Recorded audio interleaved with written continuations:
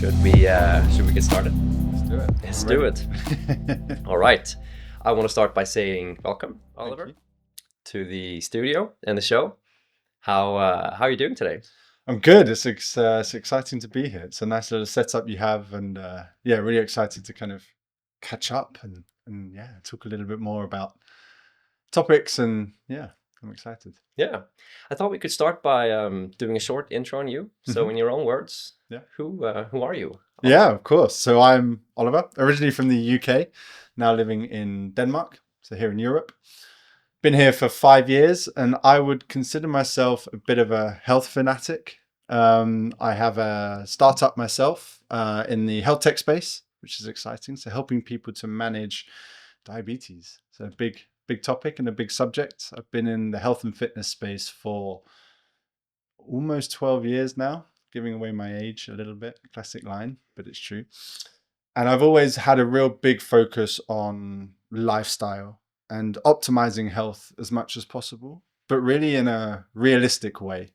I think it's very easy to get caught up in the latest trend, or should we be cold plunging at 5 a.m? And actually, I really try to have a holistic but realistic approach to my own health and my own well-being journey. But I'm really passionate about helping other people as well, and really kind of deep diving into how to improve other people's lives. It's something that really drives me and pushes me forwards to really support others in need, or just to educate. And I love to talk, I love to present, I love to teach people things and really build others up, which is nice. I've dedicated a lot of time to that. So so this interest in healthcare is obviously goes way back. Yeah. Do you know where that comes from? Yeah, I mean, originally, honestly, I didn't grow up from a family that was super focused on health and wellness. So it wasn't really hardwired into me. But when I was younger, my addiction to just move and run around and climb things and just be a little bit crazy definitely helped to develop and shape the health and fitness journey that I've been on. But at the age of 15, I was actually diagnosed with type 1 diabetes. And at the time, it was, of course, a very new world. Nobody in my family really understood what it was or where it came from. But he's so active and he eats so well, and it just doesn't make any sense. But my wonderful mother, she's always been very good at really being quite tough love, but in a really positive way. So she's very much like, whatever happens, no matter what, we'll get through this. So that really helped me a lot in terms of staying positive, even when I was young, and neither me nor her really understood what was going on. But it was scary. It was a very scary journey. And that really was the turning point for me to elevate as many factors in my life as possible to help me to manage this condition, which is a everyday 24-hour a day kind of health condition that affects me in many, many ways. But it's really, of course, had some negative impacts and been very stressful, and almost every day there'll be some element of having to manage something or something that can be a bit stressful. But it's also been an absolute beautiful thing in helping me to refocus life, focus on my health and fitness, and quite recently really inspire others and help others living with diabetes, either type 1 or type 2 as well, which has been really exciting. So it's kind of this angel and devil on my shoulder, I tend to describe it as. It has its moments of good and it has its moments of bad, but it's really been the pinnacle for me of controlling my fitness and my health long term. Yeah, moments of good and moments of bad. Yeah. Could you maybe give an example of Yeah, for sure. I mean, I've got a long list somewhere. I'll pull it out for you. But no, I mean, I think it's type 1 and type 2 diabetes can almost be described as two very different conditions almost. It's almost like a completely different animal in a completely different world. Of course, type 2 diabetes is very common, and we'll talk a little bit more about that and the causes and the lifestyle. But type 1 is kind of this thing that you get burdened with without asking for it. So a lot of the time people say, well, do you have diabetes because you ate too much sugar or because you're overweight? But you're not overweight, so why do you have it? And that's a big misconception around how it develops and from where. So with type 1 diabetes, what's difficult is, again, there's not really much you can do about it. Now, minimizing stress and really keeping fit and healthy, yes. But the basis of something like type 1 diabetes is your antibodies, the ones that keep you healthy when you get a cold and try and fight infections and everything else, for some reason have decided that my pancreas, which produces insulin, is bad. It's a foreign body, shouldn't be there. So every day, all day long, those antibodies fight to attack my pancreas and say, no, you shouldn't be here. We don't like you. And that stops my pancreas from producing the insulin cells that I need, that an otherwise, I tend to say healthy person. That's the wrong term, because you can still be healthy and live with diabetes. But on average, the point is that it removes those islet cells, that they're called islet cells, that produce that insulin and actually help to manage my blood sugar. So it's the first difficult thing is I haven't really done anything wrong. I think my mindset originally in the beginning was, I don't deserve this. I haven't done anything wrong. I've been an active kid, and why me? And you kind of go through that phase of, oh, okay. And especially in the beginning, when I was still learning about the condition and how to manage it, I had to do a manual finger prick where I'd prick my finger, draw some blood, put it on a test strip, figure out what it is, and kind of get a snapshot of my blood glucose level, which on average, most people would never see in their life. They have no reason to. It's the same blood sugar, though, that gives you that dip at 2 p.m. in the afternoon, or gives you that kind of food coma and then you fall asleep after a Christmas dinner. It's the same concept. So what's difficult is, of course, I can also have a low blood sugar. So there's another process that happens within the body and within the liver that's also affected by type 1 diabetes, and that is the release of glucagon. So normally, if somebody without diabetes had a low blood sugar, yes, of course, eventually they would need to eat, but it wouldn't put them into a dangerous level for many, many days. However, for me, I have to manage not only the lack of insulin, so the increase in blood glucose, but also the hypo, so the low blood sugar as well. So it's really a constant balancing act of keeping your blood sugars between two lines, as we tend to call it, because often you can see on a chart, this is too high, this is too low, try and keep it within this range. And that can go wrong very many times, and has gone wrong very many times. So I am a bit of a rare breed. Sometimes doctors say, okay, you're quite good at managing it, but you're also terrible at managing it sometimes, especially when I first started. And the reason is because I've had quite a lot of severe low blood sugars. Severe being to the point where I can no longer control it myself, and I need medical assistance to come and help me to elevate that blood glucose. And that's happened for many, many reasons. But that's one of the hardest parts, and something that still affects me today. And something I live with today is what's called hypo anxiety. So the fear of going too low, which on the counterpart, on a day where I'm a little bit tired, forces me to then run my blood sugars maybe a little bit higher than I should do, just to counteract that. So that's something that has always been difficult.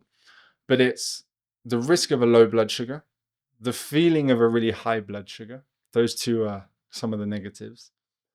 It's also kind of like a little child constantly pulling on your sleeve or tapping on your shoulder going, hey, hey, hey, I'm still here. Hey, I'm still here. Hey, I'm still here.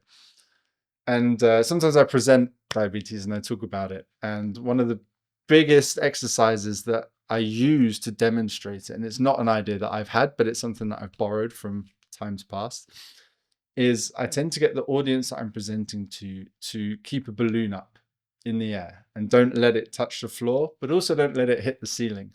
So it's this constant gentle, and you have to be gentle with it, and just little taps and little things to keep this balloon in the air and as stable as possible, not sending it too high, not letting it fall to the ground, whilst also listening to what I'm saying, while also taking in the information. And sometimes I'll even give them a quiz at the end and they're like, oh, wait, what? You have a quiz? I'm trying to keep this balloon up. That's all I can concentrate on. And the point is that is the exact point, is you have to focus on what's my blood sugar doing? How do I feel? Will it go too high? Will it go too low? and actually really kind of 20, 25, 30 different factors that we have to consider that somebody living without diabetes wouldn't even give a second thought to. So there's a lot of work that goes into it, and there's no days off. And I spent many, many years thinking, man, what I would give to just have one day off. I want to eat my carrot cake. I love carrot cake. It's my favorite. I want to eat the whole damn thing. I don't want to think about it. I want to stay in bed all day long and just live my best life.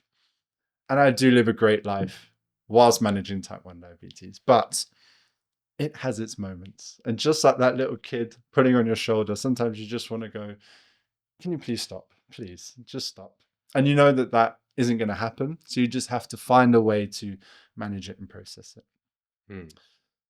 The good side is, of course, the change in lifestyle and me really being super focused on how what I put into my body from a nutrition perspective affects what comes out.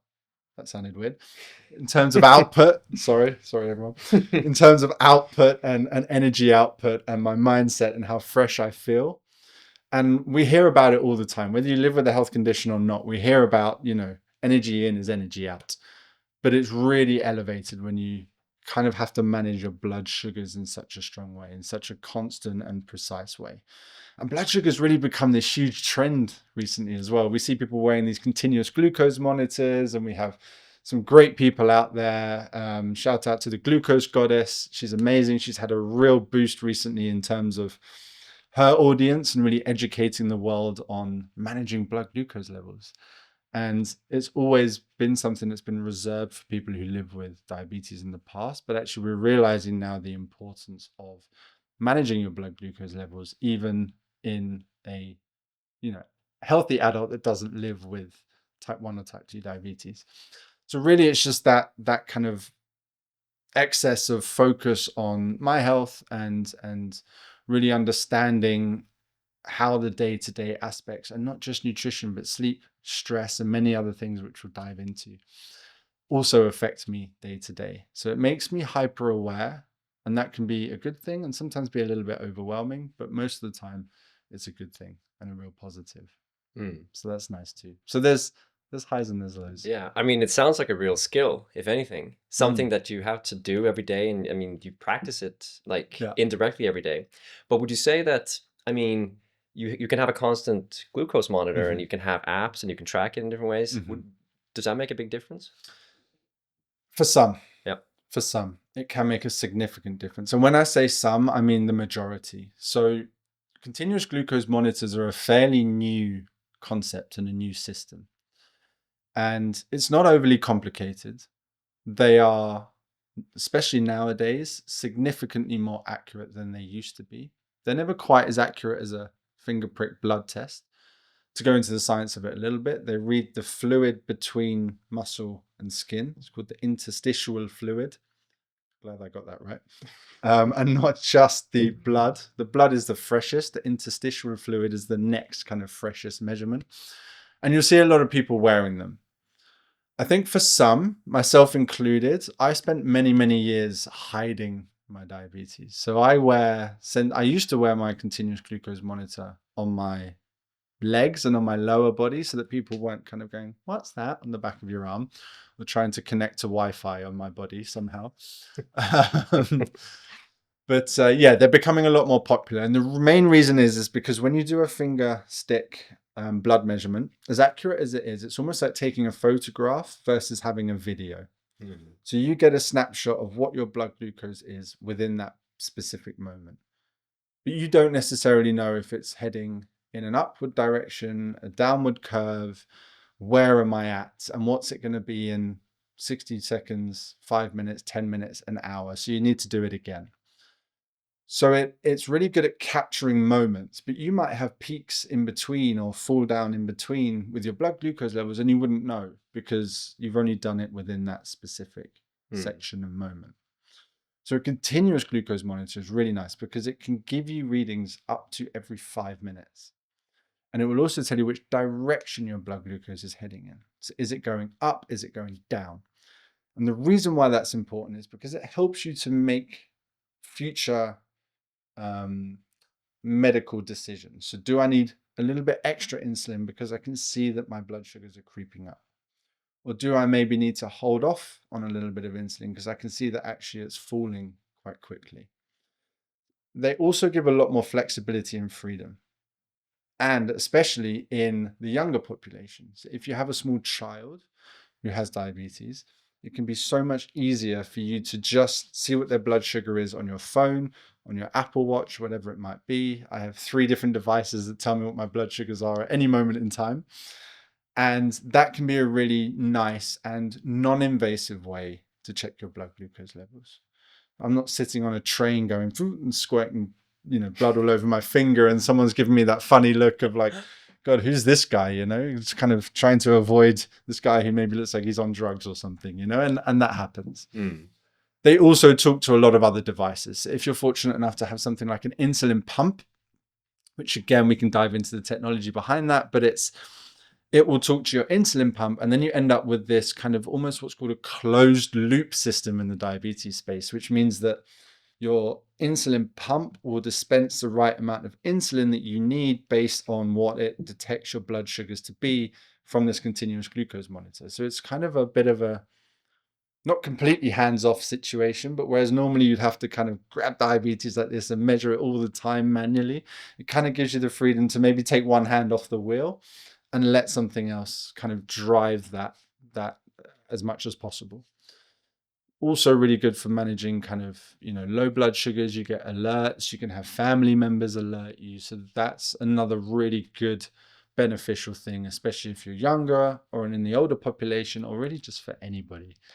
I don't have anybody else tracking my blood glucose just because they'll always be, you're too high, you're too low, you're this, you're that. But they're worried about you. Exactly. And they'll keep an eye on me and tell me that I'm doing everything wrong. But it's a really, really great system and very non-invasive. And that's actually really one of the most important things when it comes to living with a condition, because you don't necessarily want to be judged or be a sort of stereotype when living with a health condition. It's very difficult to kind of say, I can see that somebody has a physical condition. You kind of feel a little bit judged sometimes as well. Yeah. Do you think that there's a lack of empathy in general in society? I mean, obviously type 1 is very genetic. So you don't choose it yourself. No. Obviously type 2 has a genetic component as well. But and type 2 is going up. Do you think that we need a greater awareness and a greater empathy in society for?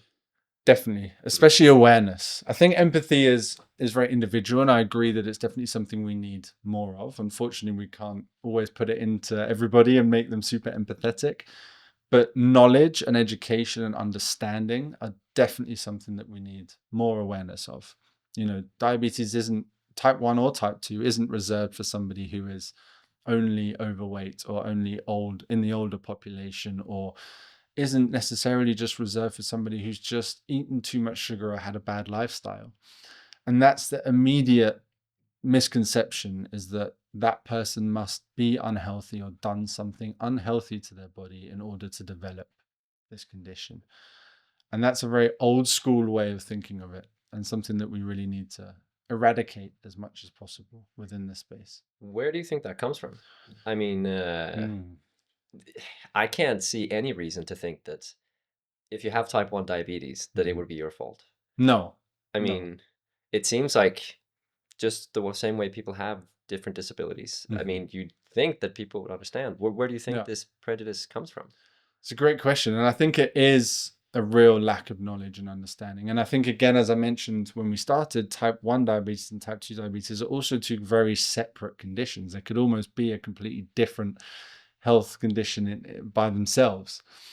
So I think, again, it's the concept of, okay, well, we kind of bracket and balloon them into diabetes.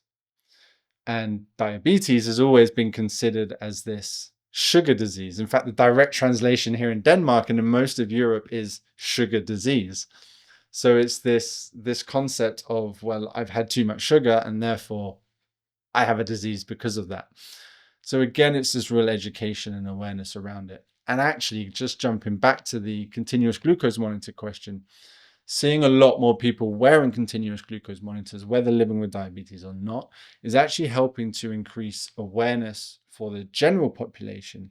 But actually another really powerful impact is it's actually making it more socially acceptable and allowing people to understand blood sugar management, again, inside and outside of living with diabetes, a lot more for their actual diabetes population as well. So we're feeling a little bit less like, oh, I need to hide it, because actually chances are somebody sees it, and maybe nowadays they don't even think twice about it because they understand what it is, or they've seen a friend with it, or their favorite athlete or celebrity or actor or whatever is also wearing one just to manage their general health. And we're also seeing a lot more other companies partnering up with blood sugar management as well, from Apple Watches through to Aura, the Aura Ring, who recently teamed up with something called Stalo, which is a kind of continuous glucose monitor designed specifically for people not living with diabetes. So it's actually the first of its kind to be kind of engineered to be for the general population. So I think we're seeing a lot more education around it. I think we're seeing a lot more awareness around it, which helps. But I think for historically, it's always been considered as a disease that's caused by poor lifestyle.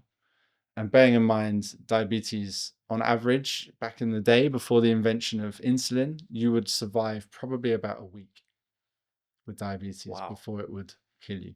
Yeah. For me personally, I would be in real trouble if I was without my insulin for around about 3 days. So it really is one of the most powerful and impactful hormones. Insulin is a hormone within our bodies that really has had a bit of a bad rap in the past, or just really been misunderstood in terms of what it does and how it functions. And, you know, we just eat good, tasty food and we don't think twice about it. And actually, again, the more that we eat the wrong kind of foods and too much food and, you know, sugary foods and high processed foods, the harder that our body has to work. And because we don't feel it instantly, we think, I can eat these things. They're great. I can eat all the cookies and the you know, the takeout food and everything else. And actually, it's putting your body into overdrive, and that has an impact long term, for sure. Do you think that if everyone tracked their blood sugar, that they would be more aware of what they do? I'm thinking, like, obviously you said that more and more people are tracking their blood sugar, and you can use your Apple Watch and whatever. Do you think everyone should track their blood sugar? To an extent, yes. I think if you feel generally well, then no.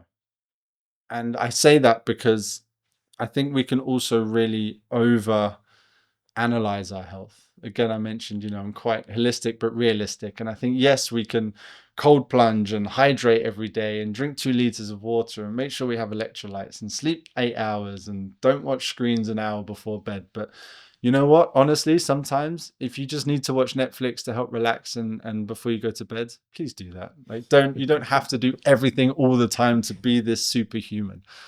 Genetically, everybody is different. We've seen people who can sleep for 4 hours and they feel great and they function great and they have good health metrics and health markers. But do I think that everybody should measure their blood glucose? I think if you are the person who has that 2 p.m. slump in the office, you know, every day, or you wake up and you feel like you haven't quite rested as much as you should, you feel thirsty, you feel a little bit disorientated or confused, or you don't feel good or energized after you've eaten something, yes, absolutely. There's also a significant number of people living in the world who have no idea that they have diabetes. So to give you some numbers, the current numbers are that there are 540 million people around the world living with diabetes, both type 1 and type 2. There's a further 240 million people living with pre-diabetes or undiagnosed diabetes. So of the total population of people living with diabetes, around 15 to 20% either have pre-diabetes or have no idea that they're living with diabetes at all. Now, that number has increased from 380 million to 540 million in 5 years. Wow. That's a scary number. Yeah. A very scary number. And is predicted to increase to 680 to 740 million people in the next 5 to 7 years. Now, of course, we've seen some incredible advances in medication, insulin, and all the other medications that are used to treat type 1 and type 2 diabetes. The problem is that's not enough by itself. And this is a big thing that I've really been working on, is the education behind it. Not just the education on what is diabetes, what does it mean, am I broken? No. Is this a death sentence? No. But also around the other factors that impact your blood glucose and impact your health. Things like stress. Stress and the hormone that gets created when we're stressed will increase your blood glucose. That cortisol that we get when we're stressed will increase your blood glucose. Again, fight or flight. If you're being chased by a lion, your body's going to release some blood glucose to be like, get out of here. Here's all the energy that you need. But in the modern world that we live in, we're constantly in that fight or flight space. We are chasing deadlines. We have meetings. We are stressing about a relationship at home. We are managing the kids. We are feeling lonely and depressed generally as a society. So again, it's very difficult to really calm the body and remove that stress. The hormone that wakes you up in the morning naturally, that just makes you go, oh, okay, it's morning time, let's go, also increases blood glucose levels. So there's so many different factors involved. So it isn't just simply carbohydrate and sugar. Okay, then I'll take some insulin or some metformin or some other type of medication. There's also stress, sleep, hormone, monthly cycle as a female. Hormonal changes as a man, increased testosterone, for example, will do that. Exercise and different types of exercise. If I go to the gym and I lift heavy weights, or if I run 100-meter sprint, if you take the blood glucose levels of a 100-meter sprinter before they run and do it again after the race, 100 meters, it's not far, their blood glucose will have increased. But if I do a 5K run, my blood sugar will decrease. And again, a lot of these factors haven't really been discussed or considered in the past at all. You read a medical book or you speak to the doctor and they say, just stop eating carbohydrates. But again, that doesn't help me, and it doesn't really find a solution because carbohydrate is an energy source. So if I'm eating carbohydrate and I don't feel fresh and I don't feel good, then yeah, managing blood glucose is really, really important. You should never remove an entire food group from your diet unless you really have a very strong medical reason to do so.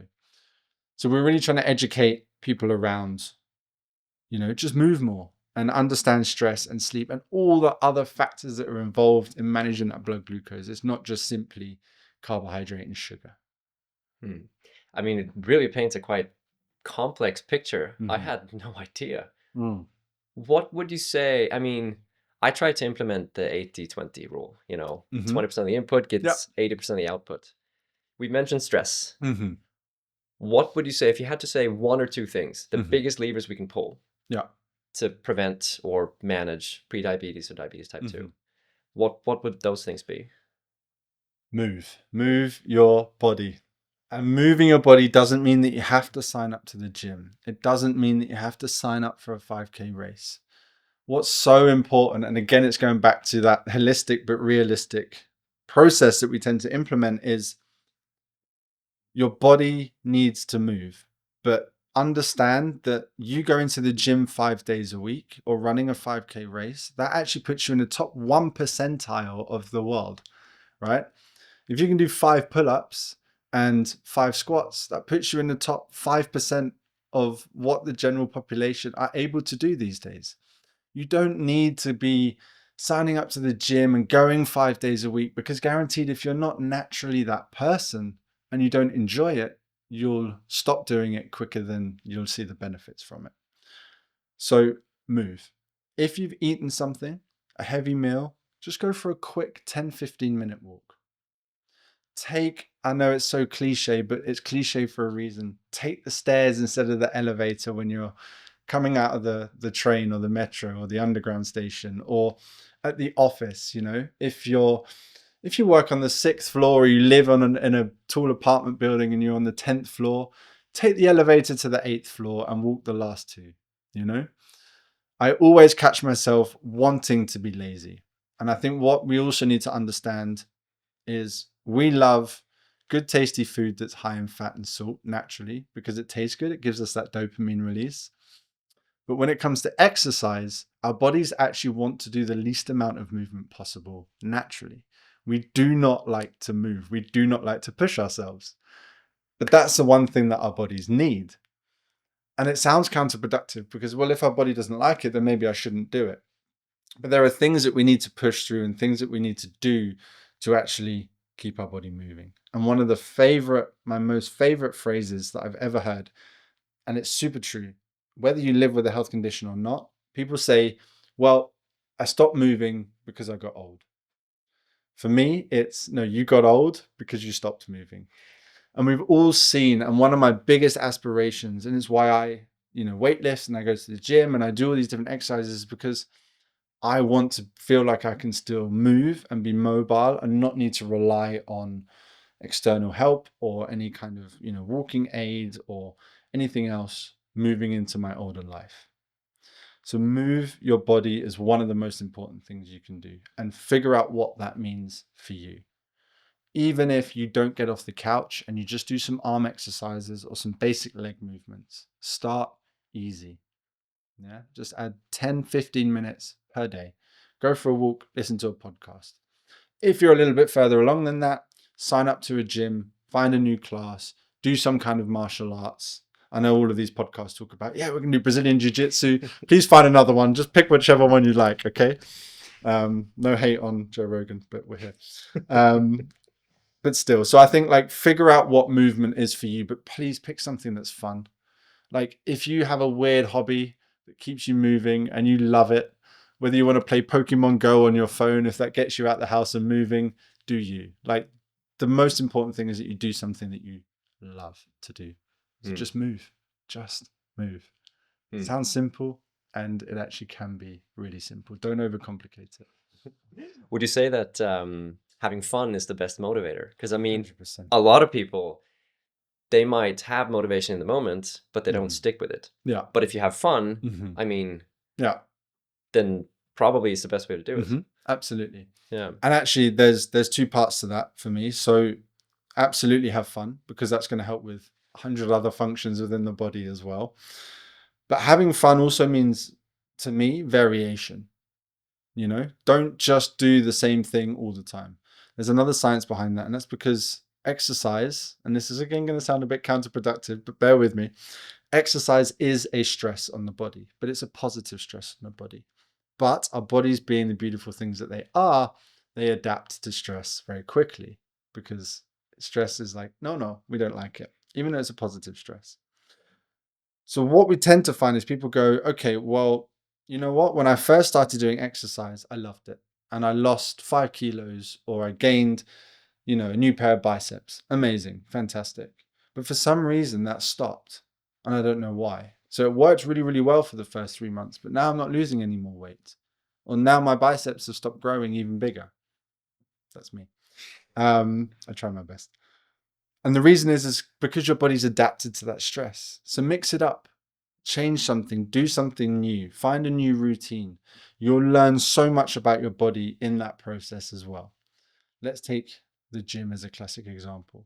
Find a new exercise that your body isn't used to doing. Put your body into that slightly uncomfortable state as often as you possibly can. Or if you're going to the gym and you enjoy it, but it's getting a bit, go for a swim, or even just take a week off from the gym and go again. That's also okay. Having rest and taking some time away, if it recharges you and gives you that motivation back, is really, really important too. But mix it up, do different things, because that will not only surprise your body into constant change, whether that's to manage blood glucose levels or not, whether it's weight loss, whether it's anything else, but it'll also be fun. And it will get you trying new things and experiencing new things. And that's scary. Of course it is. To go, I've been saying I need to do yoga and Pilates for 10 years. And the thought that's in my head is, I'm going to walk into that class and I'm going to look like a complete fool.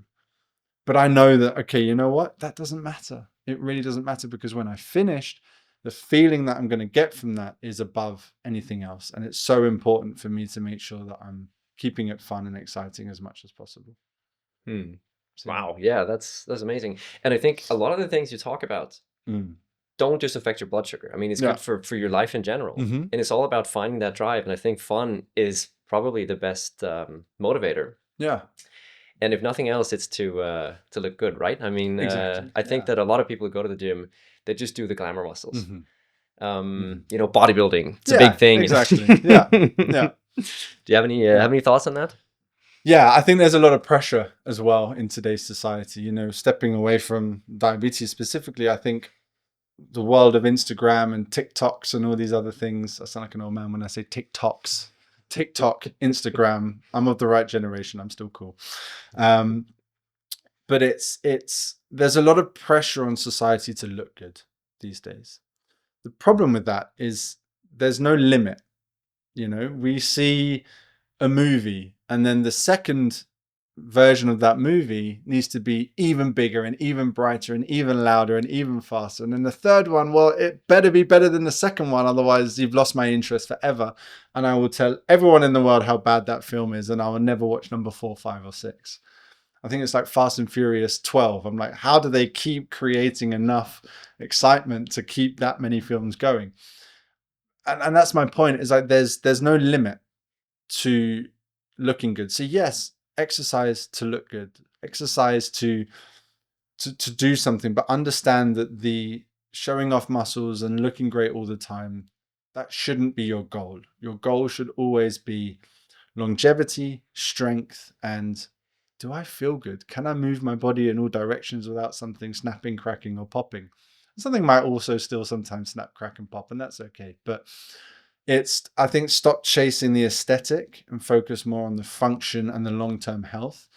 And I promise you that 99% of the time, the aesthetic just follows. And if you're so driven on your why, and if your why is aesthetic, that's also okay. But if you focus deeply on your why being longevity and health, you'll end up in a much better place than, oh, I need a little bit extra here, or I need to lose a tiny bit more weight here, or I need to shape this, or I need to move this, or I need to develop that. And we've all been there.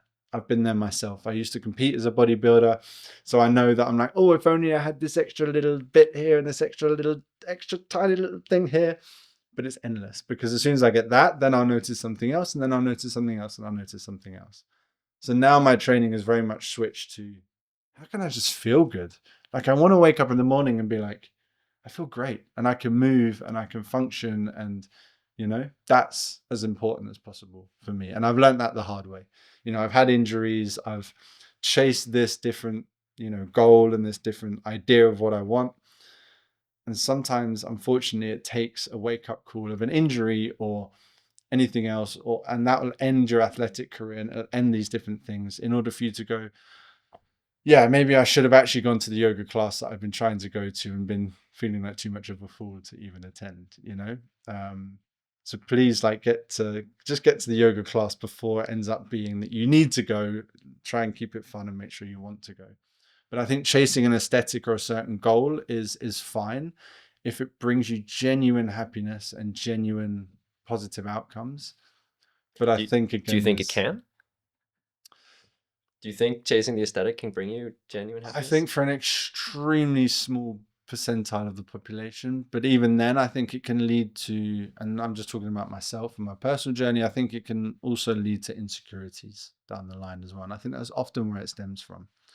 Is I actually had a firm belief that if I look good on the outside, that I would therefore feel better on the inside. And it's not true. It's like putting a plaster or a band-aid on a gunshot wound. You know it's there and it really hurts, and there's all kinds of things going on, but I just cover it up with this little thing and it'll be fine. And then I wake up in the morning and I'm like, I look great, I must be healthy. And it's like, I don't think so, buddy. So no, actually, I think for a very, very, very, very small percent, perhaps, but it's still only a maybe. Yeah. So is that what drove you when you were a bodybuilder? Do you think that insecurities played a role? Perhaps. I think it's been a bit of a kind of a, you know, punch to the diabetes for me personally. And I think Yes, absolutely. You know, I do have an insulin pump. I do have a continuous glucose monitor. So I do walk around like RoboCop all day long with all these different technologies stuck all over me. And that's a big insecurity for me. You know, for me, I've had partners in the past who kind of see that and they go, "Oh, is it contagious?" Oh, and they don't want to share a kiss and they don't want to, "Oh, that's gross." And they're looking at it and I'm like, wow, I didn't think that it would have that much of an impact on somebody else. Of course, I've had more great people that are like, yeah, so whatever, than I have people who notice it. But it is an insecurity and it is difficult to talk about. And I think it's the biggest thing that for me, meeting a new friend or a new person is kind of explaining, hey, so yeah, if you hear this weird beeping or this weird buzzing or this weird vibrating or you see this kind of thing stuck on me, this is why and this is what it is. And sometimes people have questions and I'm like, I don't want to answer any questions right now. But it's funny, it's also, again, going to the good and the bad. It's also saved me in an interview once. So it actually became a real talking point in an interview. I had this device on and it was buzzing and I was like, no, not now. Why now? Of all the times, why now? And it's that little kid going, hey, time to play. And I'm like, not now. I'm in the middle of something super important. But it's become this whole talking point. And actually, it's kind of made everyone go, oh, okay, this guy's a normal guy. And the people interviewing me are normal people too. Okay, we can relax into it a bit more. So for me, yeah, I think it's been that band-aid and that plaster on a bullet wound a little bit in terms of, okay, I know that this is going on inside. So if I can wake up in the morning and look in the mirror and feel good naked, then I'm good. I'm happy. And it took me a long time to realize, no, I can't just ignore that and expect it to go away because it's not going anywhere. Especially type 1 is not currently reversible. There is no cure. We're getting there slowly with lots of crazy experiments and all these different things. And I think one person has currently been cured for now. But I think, again, it's, you know, especially long term, there is no cure on the horizon. So it's not going anywhere. It's not disappearing. It's here to stay. Type 2 can be reversed in some aspect. And I think within the first 10 years, type 2 diabetes is actually significantly reversible, or at least you can put it into remission. And most people don't know that. Most people don't realize that. And pre-diabetes, that's your warning shot of something is coming and you need to act on that as fast as possible. But type 1 diabetes currently isn't reversible and there's no cure for that in the future. So it's the wake-up call of, I need to manage this. This is my responsibility, not anybody else's. And I can't just cover it up with a, you know, band-aid and hope that it goes away. Hmm. Yeah. But do you think that it helped? I mean, when you're standing there on stage in the bodybuilding competition, I would imagine that that's an amazing feeling. Do you think that it helped you kind of combat these insecurities you had with the diabetes? I mean, because obviously you're up there. Not everyone can do that. Yeah. I mean, no, definitely.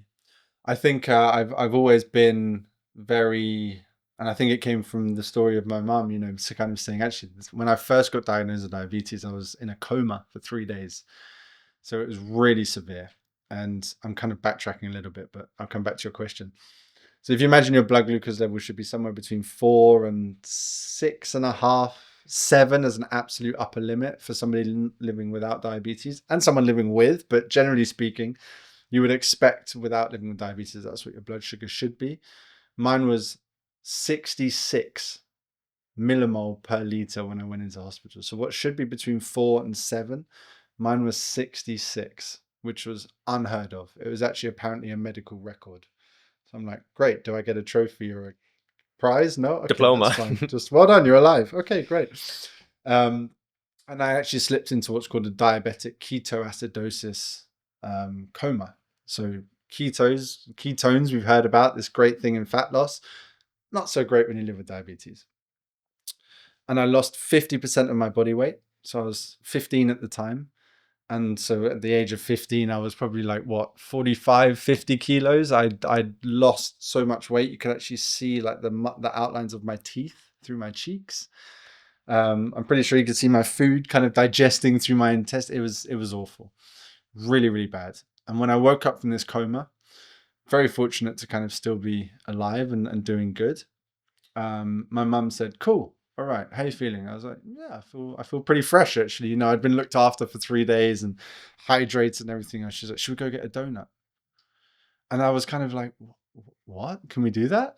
Um, and I think looking back on it, it was maybe not necessarily the love and comfort that I needed, but actually it was great because it was a bit of a, no matter what, we'll make this happen and we'll make this work.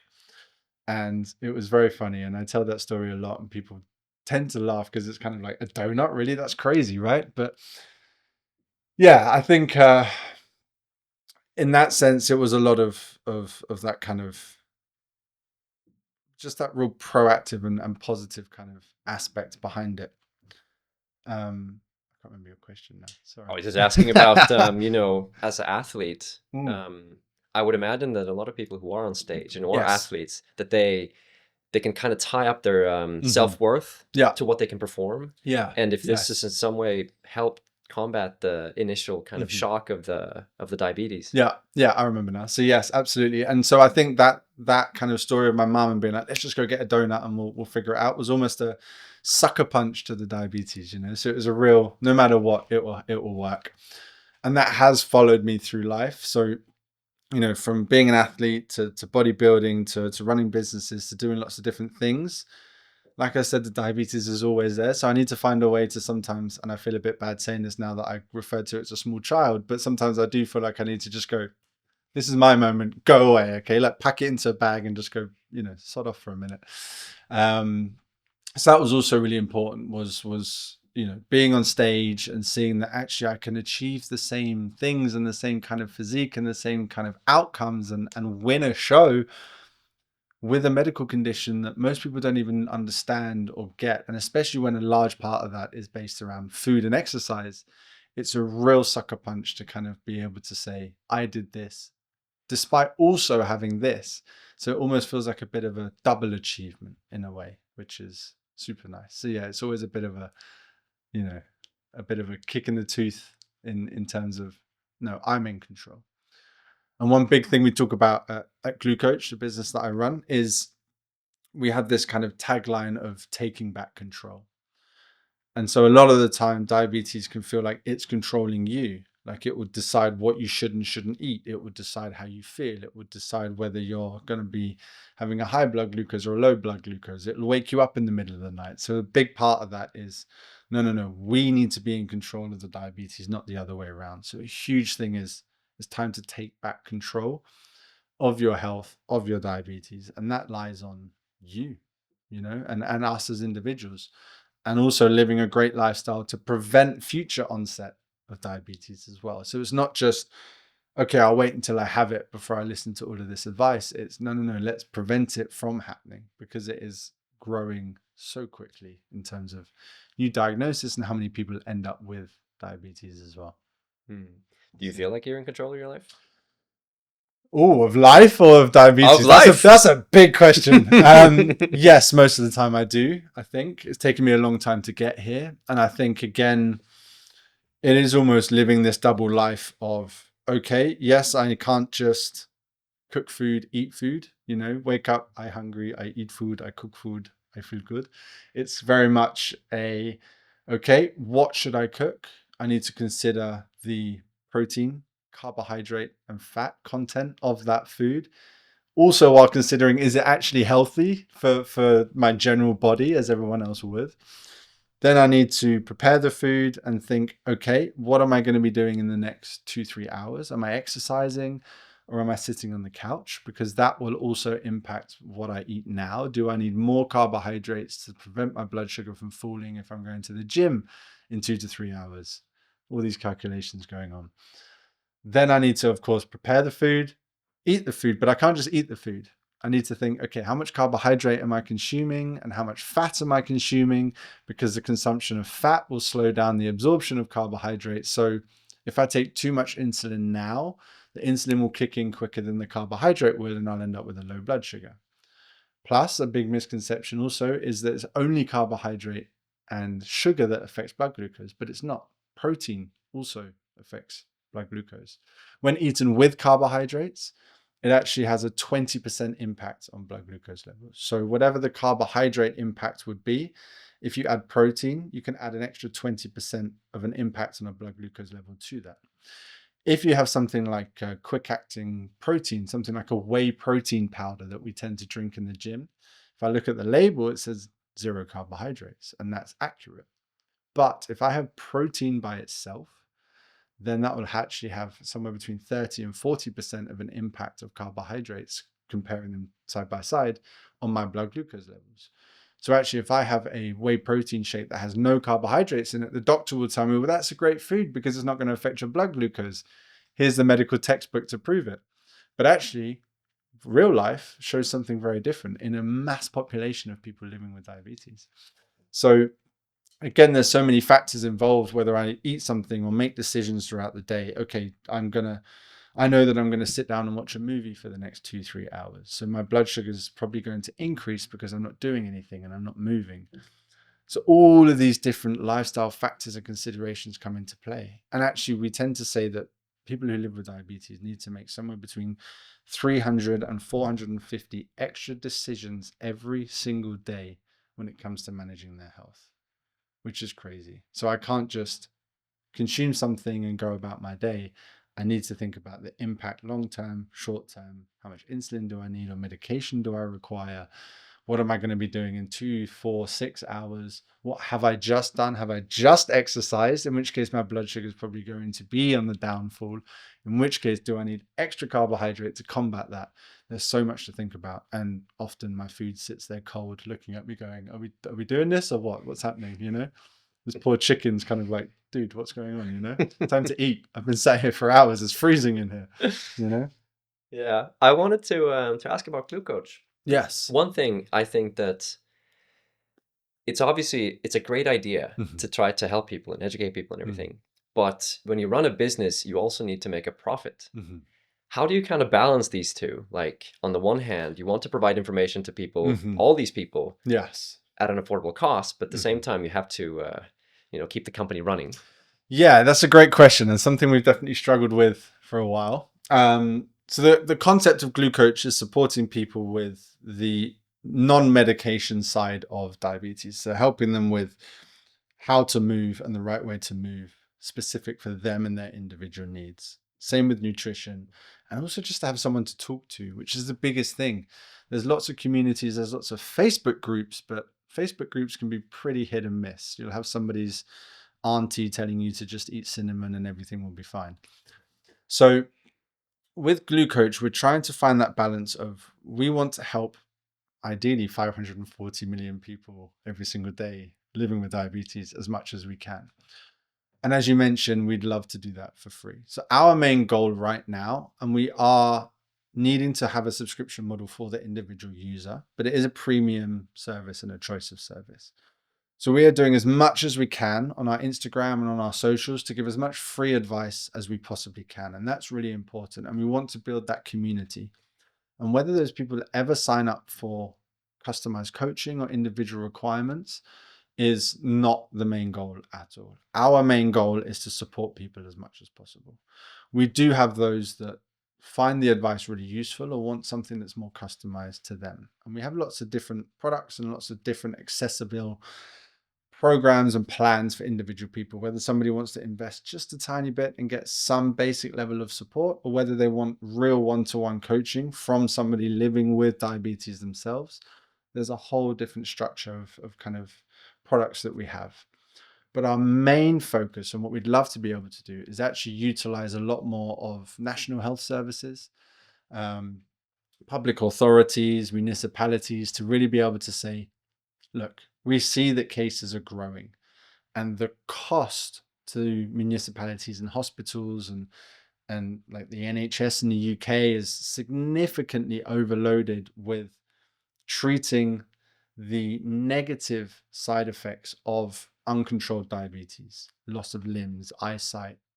There's a whole plethora of conditions that are affected by diabetes. We can significantly help to reduce those by helping people to manage their lifestyle through GluCoach. So what we're looking for is actually to get some sort of funding or grant from municipalities and health services to say, look, if you can pay us to, you know, a tenth of what you would spend treating the negative outcomes of living with diabetes, then we will be able to give the end product to the user for free. And on average, we've actually seen a significant change in people's health outcomes through the GluCoach journey. So on average, a client will stay with us for around about 10 months, and they'll see a significant drop in their long-term blood glucose levels, as well as everything from increased the way they look and their confidence. Loneliness has been a huge one. So just having someone to talk to, being part of a community and being, oh, I'm not crazy for having this question, or I'm not alone in this space. Oh, and actually there's 5 other people all over the world that are thinking the same thing that I'm thinking, or who have the same struggles. We're really helping significantly to combat those long-term health outcomes. And that's really powerful for us to be able to do. And that's always the end goal. But of course, when it comes to funding as a business, we kind of are looking for that balance between, can we get a kind of a bigger organization to fund it, health insurance companies, pension providers, etc., and really integrate as part of their services as well, versus just giving as much free advice as we possibly can. Because like I said at the beginning, I would do everything in my power to help everyone in the world, living with diabetes or not. I love to help people. It's my passion. It's what drives me. So yeah, really just supporting people as much as possible. If you could say one thing to the people listening, diabetes or not, one tip, what would you say?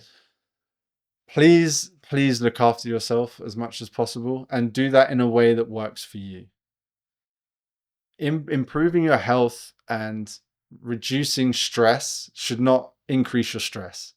Like, a lot of us stress out waking up at 5 a.m. and doing this and attending a yoga class, and people are like, I'm so busy, I have to do this, I have to do this, I have to do this. Just slow down. We are human and we can only handle so much. And if we have a bad day, it's fine. If we have a bad month, it's fine. And also remember, and I promise you, because I felt this way for such a long time, you are not alone. Find someone who's dealing with the same things that you are. If you're struggling with something, or you have a question, or you want to try something new, do your best to do it with somebody else, or find someone who's going through something similar. It is so important that we look after our health. It is so important that we invest into ourselves as much as possible, but in a way that is realistic and sustainable for you. So please don't cold plunge if it's not for you. Please don't do keto diet or intermittent fasting if it's not for you, just because your favorite Instagram guru told you to. Read yourself, write it down, figure out, what does my body need? Because every single one of us is unique, and that's the most beautiful thing in the world. And we need to figure out and listen to ourselves more and say, okay, what does my body need for me? What makes me feel good as much as possible? Wow. Yeah. So Oliver, we've broached a lot of topics today, and it's really amazing. Is there anything you feel like we talked about that something came to mind that we haven't mentioned so far? Anything?